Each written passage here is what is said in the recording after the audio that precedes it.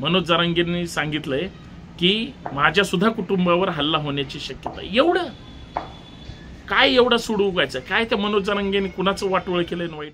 अरे पण जो मनोज जरांगे पाटील समाजाच्या न्याय हक्कासाठी, बरं ते मराठ्यासाठी लढतात, ते म्हणतात मी धनगरासाठी सुद्धा लढणार आहे, ते म्हणतात मी उद्या मुस्लिमांसाठी सुद्धा लढणार आहे, म्हणजे मनोज जरांगे पाटील हे बहुभाषिक नेतृत्व होणार आहे। ते एका जातीचं आहे का? मनोज जरांगेंचंच परवाच्या एका सभेतलं वाक्य आहे की जर तुम्हाला, म्हणजे त्यांनी बीडमध्ये बोलले, आता तुमच्या लक्षात आलं कुणाबद्दल बोलत होते, जर तुम्हाला मराठ्यांप्रती एवढा द्वेष असेल तर तुमच्या स्टेजवर खुर्च्यावर बसणारे सगळे मराठा नेतेच होते, त्यांना पण काही लाजा वाटत। मित्रांनो, महाराष्ट्रामध्ये भाजप कशी हरणार आहे हे एका वाक्यामध्ये मला तुम्हाला सांगायचं आहे।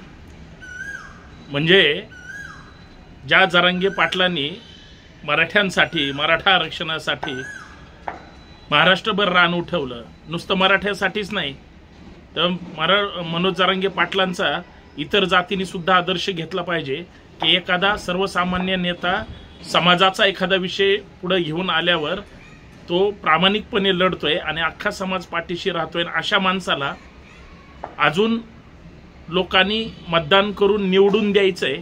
त्याच्या अगोदरच जळगाव लोकसभा मतदारसंघाच्या भाजपच्या उमेदवार म्हणतात की मी खासदार झाल्यानंतर पहिलं काम काय करेल तर मी मनोज जरांगे पाटलांना अटक करेल। सापाच्या शेपटीवर पाय द्यायची काही गरज आहे का?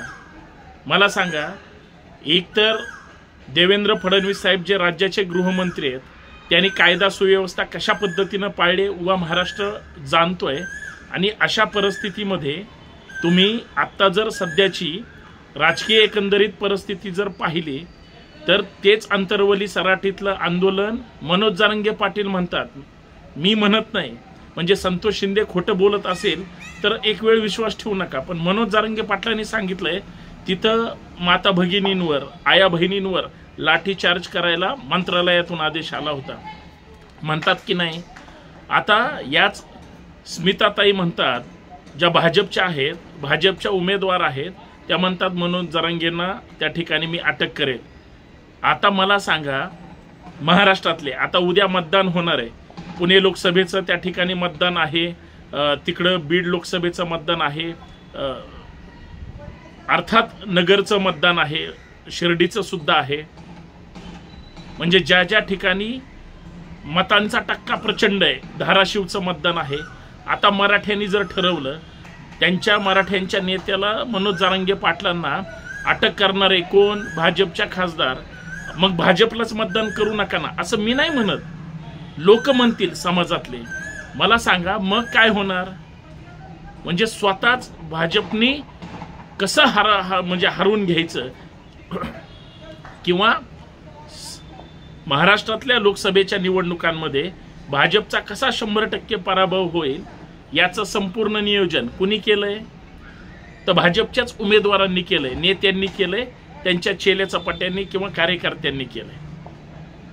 अरे पण जो मनोज जरांगे पाटील समाजाच्या न्याय हक्कासाठी, बरं ते मराठ्यासाठी लढतात, ते म्हणतात मी धनगरासाठी सुद्धा लढणार आहे, ते म्हणतात मी उद्या मुस्लिमांसाठी सुद्धा लढणार आहे, म्हणजे मनोज जरांगे पाटील हे बहुभाषिक नेतृत्व होणार आहे। ते एका जातीचं आहे का? ठीक आहे, त्यांचे काही मुद्दे तुम्हाला आक्षेपार्ह वाटतील, काही भूमिका आक्षेपार्ह वाटतील, पण त्यांची मागणी तर प्रामाणिक आहे ना। अरे तुम्ही सत्तेत आहात, तुम्ही मायबाप सरकार म्हणून तुमची नैतिक जबाबदारी, जरी तुमच्या विरोधात आंदोलन होत असले तरी ते आंदोलन कसे त्या ठिकाणी त्यांच्या मागण्या मान्य करायच्या आणि आंदोलन, जर सरकारनेच मागण्या पूर्ण केल्या आंदोलन कोण करणार आहे? गावबंदी केली होती, यात सगळ्या सर्वपक्षीय नेत्यांची हवा टाईट झाली होती, आणि कोणी कुणाच्या समाजाचं नेतृत्व करत असेल तो बिचारा प्रामाणिक असेल तरच लोक पाठीशी राहतात। कोणी म्हणतं मी मराठ्यांचा नेता आहे, अरे तू काम पण प्रामाणिक कर ना। कोणी म्हणतं मी ओबीसींचा नेता आहे, कोणी म्हणतं मी मुस्लिमांचा नेता आहे, अजून कोणी म्हणतं कुणाचा नेता आहे, पण जिवंत माणसाचा नेतृत्व करायला कुणीच तयार नाही।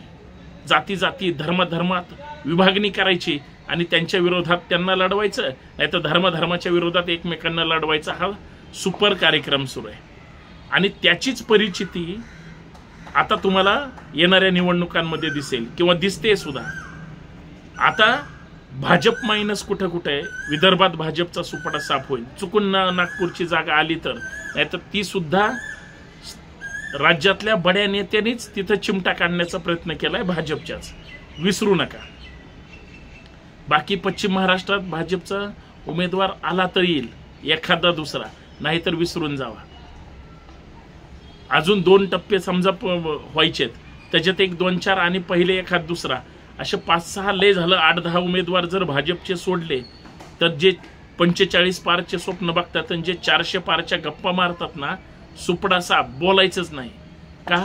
अरे तुम्ही ज्या समाजातून येता, मला आठवतंय मनोज जरांगेंचंच परवाच्या एका सभेतलं वाक्य आहे की जर तुम्हाला, म्हणजे त्यांनी बीडमध्ये बोलले, आता तुमच्या लक्षात आलं कुणाबद्दल बोलत होते, जर तुम्हाला मराठ्यांप्रती एवढा द्वेष असेल तर तुमच्या स्टेजवर खुर्च्यावर बसणारे सगळे मराठा नेतेच होते, त्यांना पण काही लाजा वाटत नाहीत का? हे जरांगे पाटलांचं वाक्य आहे।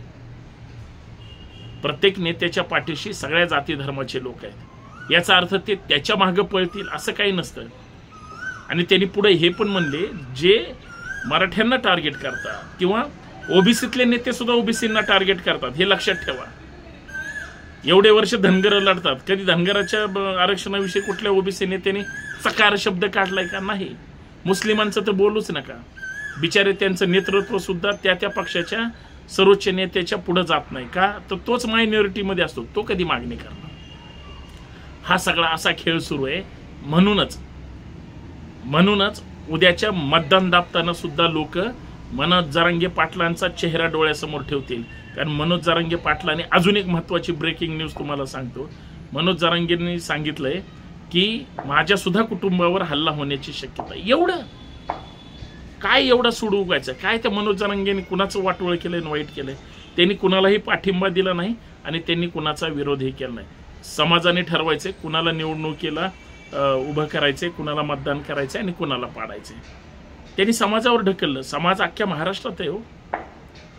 आणि त्याच माणसाला जर ह्या स्मिता वाघ मॅडम निवडून आल्यावर जर अटक करण्याची भाषा करत असतील, त्यांच्या मतदारसंघात फक्त काय दलित, ओबीसी आणि इतर मागासवर्गीय एवढेच लोक राहतात का?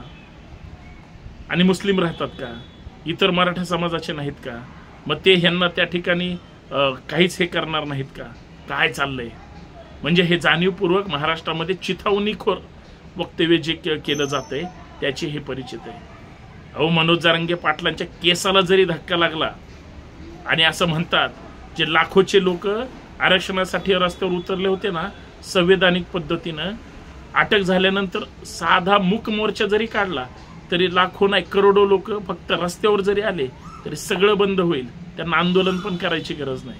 हे कशासाठी करायचं? कशामुळं?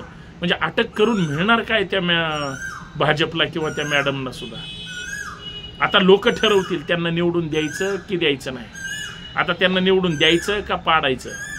कारण चुकीचं बोलणं, चुकीचं सांगणं आणि चुकीचे स्टेटमेंट हे भाजपला वाचाळवीरांच्या ह्या सगळ्या फौजामध्ये अंगलट येणार आहे आणि ही निवडणूक भाजप 100% हारणार आहे, हे लिहून ठेवा। बाकी जनता जनार्दन सुज्ञ आहे, कुणाला कुठं मतदान करायचंय, कुणाला मतदान करायचंय आणि कुणाला पाडायचंय हे लोकांना माहिती आहे। त्याच्यामुळे विनाकारण मिळालेल्या पदाचा गैरवापर करणं म्हणजे सूडबुद्धी आणि द्वेषभावनेने मत्सर मनात ठेवून ह्या सगळ्या गोष्टी करणे। आता ती करायच्या अर्थात निवडून द्यायचं ह्यांना का नाही द्यायचं हे जनता ठरवेल। बाकी जरांगे पाटील तुम्हाला कुणीच काही करू शकत नाही। तुम्ही फक्त सगळ्या जाती धर्माच्या लोकांना एकत्र करून हा महाराष्ट्र समता, समानता आणि बंधुतेच्या विचारांनी पुढे गेला पाहिजे, याची सर्वांनी काळजी घ्यावी। धन्यवाद। जय जाऊ, जय शिवराय।